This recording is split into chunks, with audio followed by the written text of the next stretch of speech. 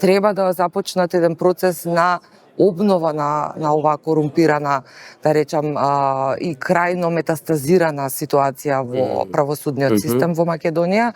Секако тоа во рамките на мониторингот и постмониторингот беше детално прегледано, беа направени сите параметри. Овде навистина оценката е иста како и онаа на извештајот на Европскиот парламент и секако нели извештајот на Европската унија, дека реформи во правосудниот систем мора да има. Тие постмониторинг извештаи се однесуваат на напредокот на земјата во нашиот случај за 25 години.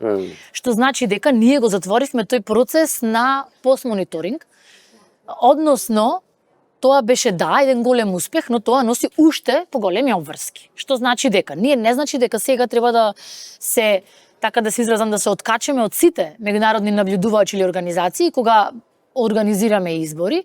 Напротив, треба да ни биде предизвик тие да присуствуваат во нашата држава.